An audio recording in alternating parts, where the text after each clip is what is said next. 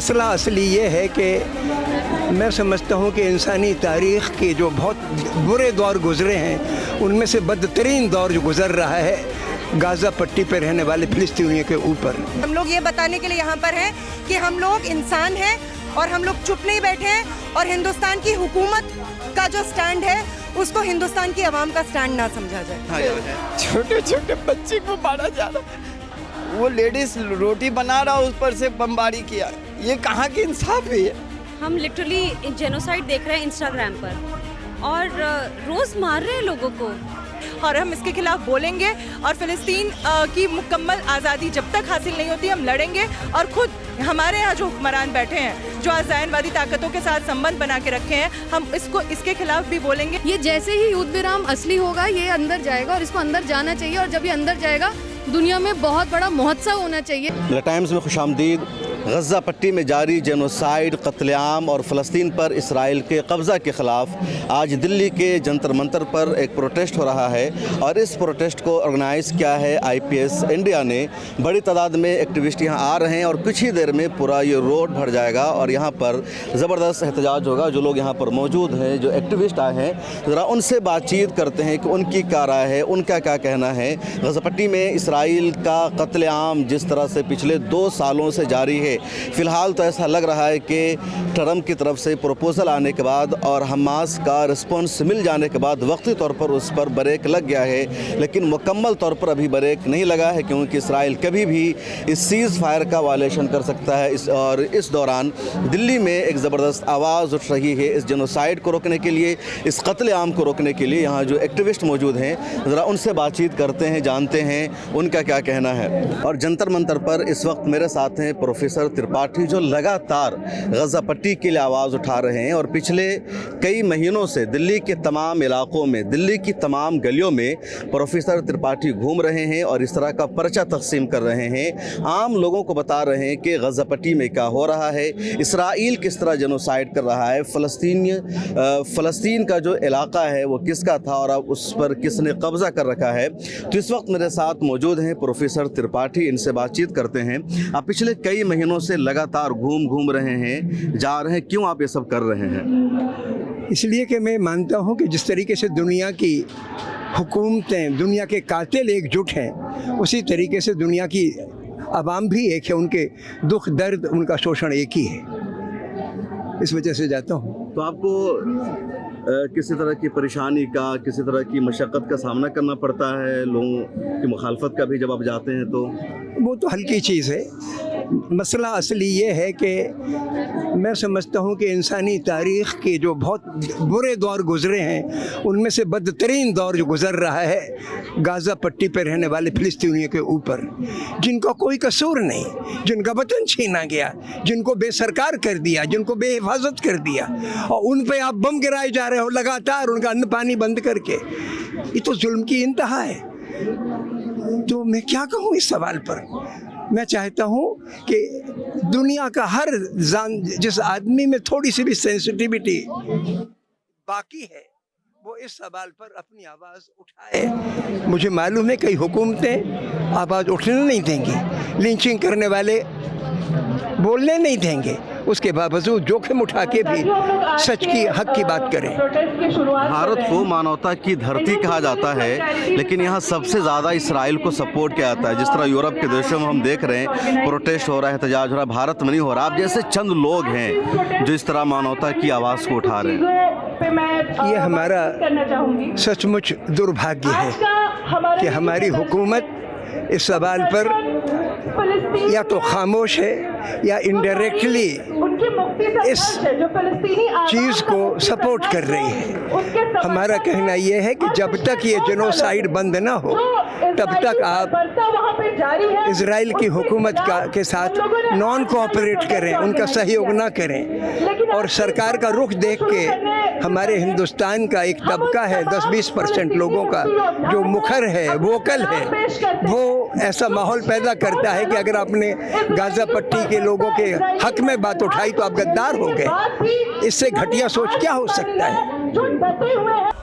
और मेरे साथ यहाँ जंतर मंतर पर मौजूद हैं शिवानी जी, इन्होंने खिताब भी किया। शिवानी जी, आपके आने का मकसद क्या है?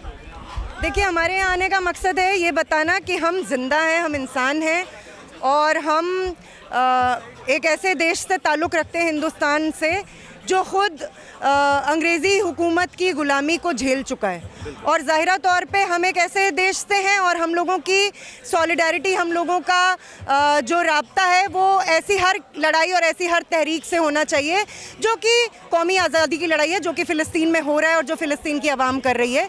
इसलिए हम लोग आज यहाँ पर हैं। हम लोग ये बताने के लिए यहाँ पर हैं कि हम लोग इंसान हैं और हम लोग चुप नहीं बैठे हैं और हिंदुस्तान की हुकूमत का जो स्टैंड है उसको हिंदुस्तान की आवाम का स्टैंड ना समझा जाए। भारत सरकार से क्या मांग है आपकी, क्योंकि यहाँ की जो सरकार है उसके रिश्ते इजराइल के साथ बढ़ते जा रहे हैं। पहली मर्तबा हुआ मोदी एरा में जब यूनाइटेड नेशन में वोटिंग होती है सीज़ फायर के लिए और भारत गायब रहता है, बाद में फिर हाजिर भी रहा। जी जी, देखिए ये तो हुआ है और हिस्टोरिकली जो इंडियन स्टेट का स्टैंड रहा है फ़िलिस्तीन पर वो बदला है और उसकी वजह है ना, हम जानते हैं कि जो फासीवादी हुकूमत आज हमारे देश पर राज कर रही है, जो उसकी विचारधारा है, जो उसकी आइडियोलॉजी और जो ज़ायनिज़म की विचारधारा है, उसमें बहुत कुछ कॉमन है। वो कोई ऐसा नहीं है कि ये विचारधारा जो है उनकी कुछ अलग है, इनकी अलग है। ज़ाहिरा तौर पे उसमें अपने अपने डिफरेंसेस भी हैं, लेकिन उनकी एक आइडियोलॉजिकल, एक जहनी अफिनिटी भी बनती है, उनके ख़यालातों की भी एक अफिनिटी बनती है, वो है।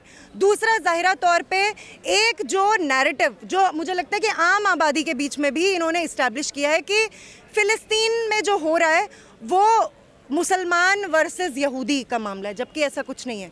फ़िलिस्तीन के मसले का मज़हब की लड़ाई से कोई लेना देना ही नहीं है। फ़िलिस्तीनी अरब आबादी जो है उसमें हर मज़हब के लोग हैं, उसमें फ़िलिस्तीनी मुसलमान, फ़िलिस्तीनी यहूदी, फ़िलिस्तीनी क्रिश्चियंस, बेदुइन ट्राइब्स के लोग, उसमें तमाम मज़हबों से ताल्लुक़ रखने वाले या कोई मज़हब ना मानने वाले तमाम लोग हैं।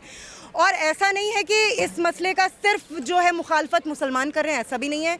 आपने देखा आज के इसके यहाँ के प्रोटेस्ट में भी तमाम तो बिल्कुल नहीं, बहुत कम आए हैं, बल्कि हर तबके के लोग हैं, हर मज़हब को मानने वाले लोग हैं, तमाम ऐसे लोग हैं। नैरेटिव ये भी है वेस्टर्न मीडिया से ज़्यादा इंडिया की मीडिया में कि हमले का आगाज़ हमास ने किया, हमास ने 7 अक्टूबर को अटैक किया 2023 में, उसके बाद इजराइल बदला ले रहा है, अपना बचाव कर रहा है। जी जी, मैं जानती हूँ और ये इससे बड़ा झूठ देखिए सिर्फ गोदी मीडिया मोदी जी के सपोर्ट में जितना उसने झूठ बोला, इससे बड़े झूठ शायद वही हो सकते हैं।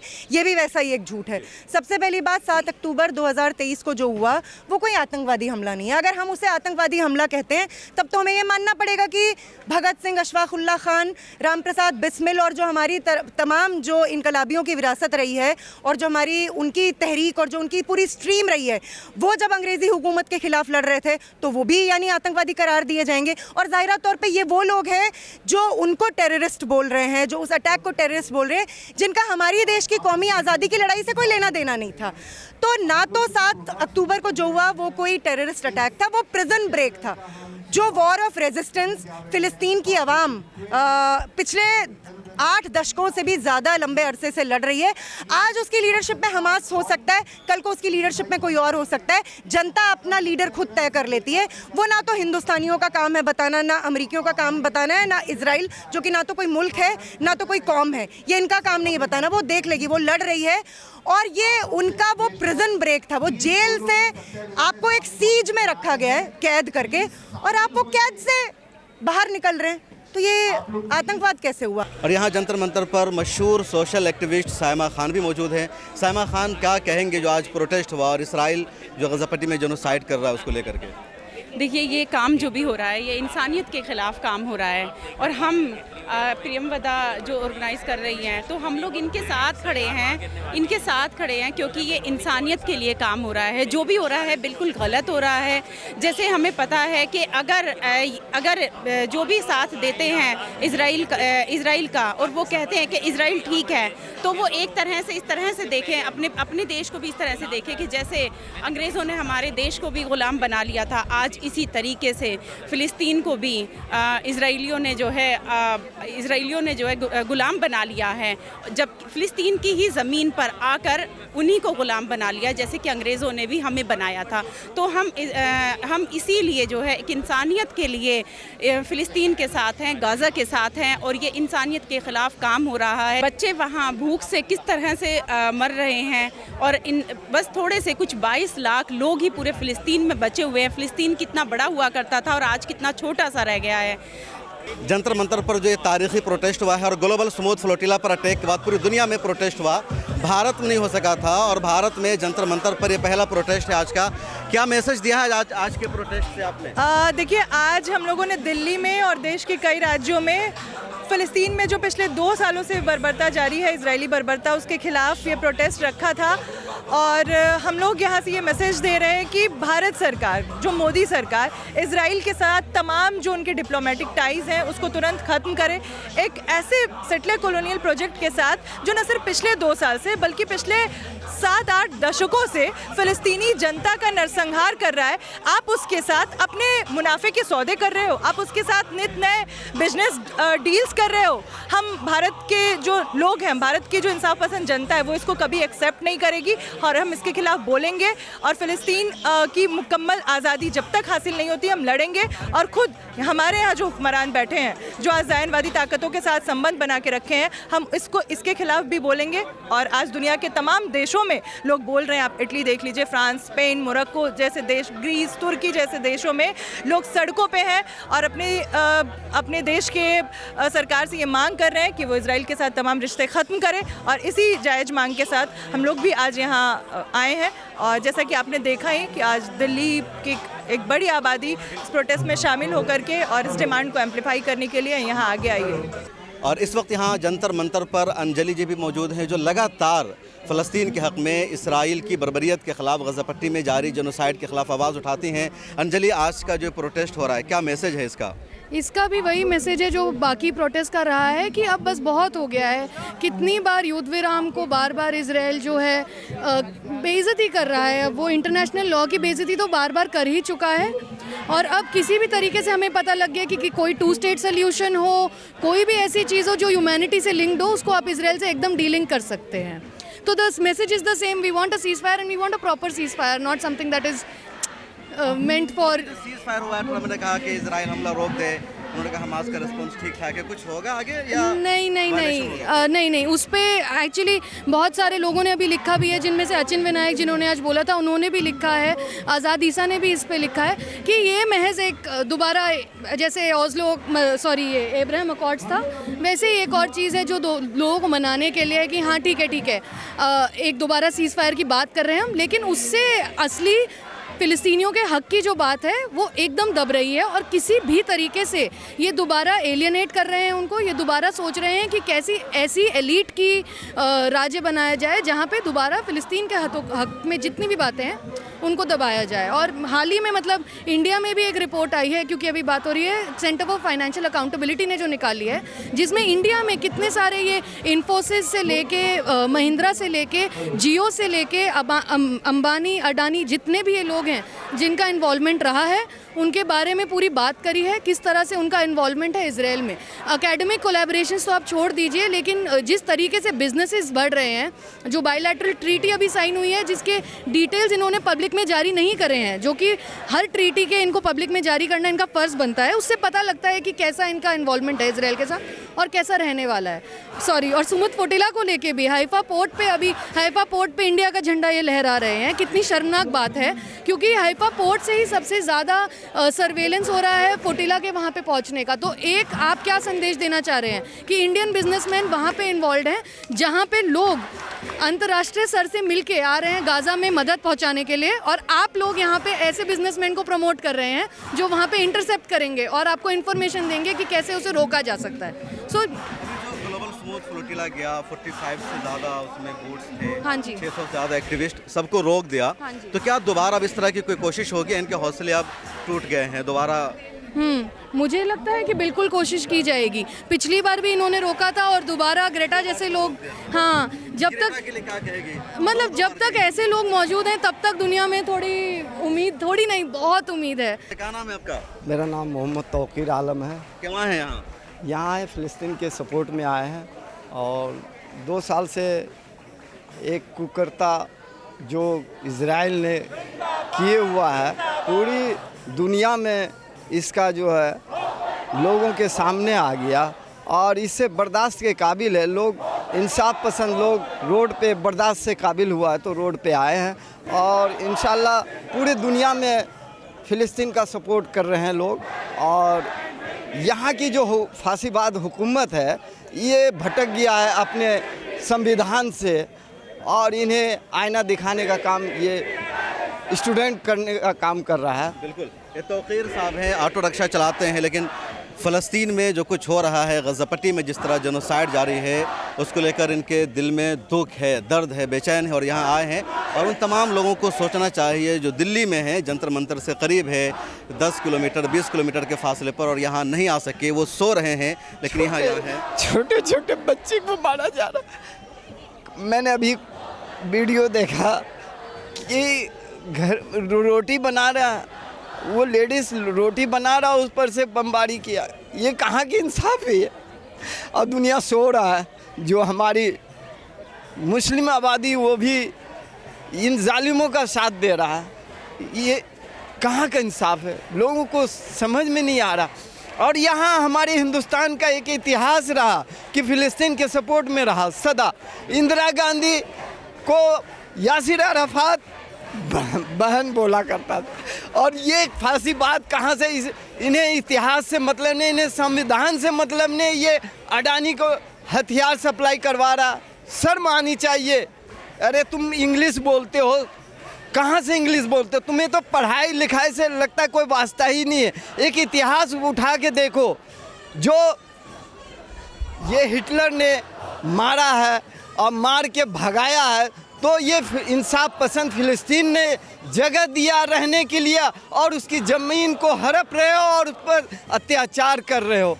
यहाँ जंतर मंतर पर एडवोकेट अनस भी मौजूद है, जो रामपुर से आए हैं फ़लस्तीन के हक़ में आवाज़ उठाने के लिए। क्यों आए हैं रामपुर से अनस भाई? जी सर, रामपुर से हम यहाँ पर हाजिर हुए हैं BDS की कॉल पर। सर, इस कॉल में एक विभिन्नता ये भी थी दूसरी कॉल से कि ये लोग फ़लस्तीन के मसले को एक रिलीजियस मसले के तौर पर नहीं देख रहे, बल्कि इंसानियत के मसले पर देख रहे हैं।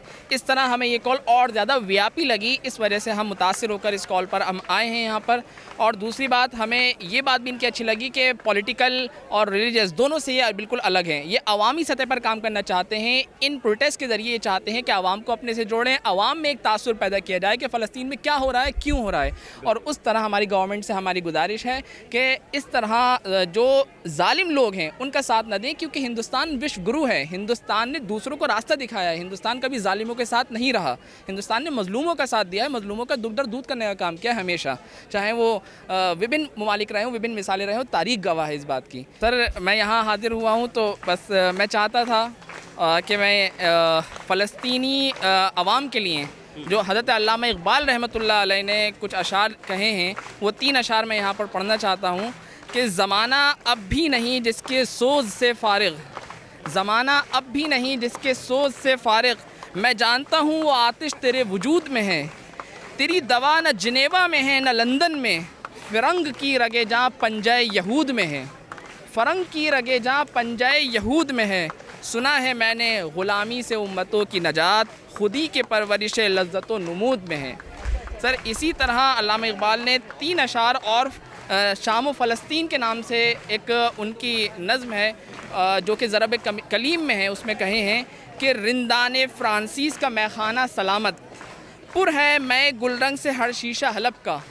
इसके माना ये होते हैं कि फ़्रांसीसियों ने क्योंकि कब्ज़ा कर लिया मुख्तलिफ़ ममालिक पर, तो उनके यहाँ शराब खाने का वजूद आम था, तो उन्होंने वहाँ पर भी शराब खानों को वजूद आम कर दिया। यहाँ तक कि एक हलब एक सिटी हुआ करती थी शाम में, तो उसको भी शराब खाना बना दिया। वो जो शीशे बनाने के लिए फ़ेमस थी, वो भी शीशे तो वो बना रही है, लेकिन वो कहाँ से बना रही है?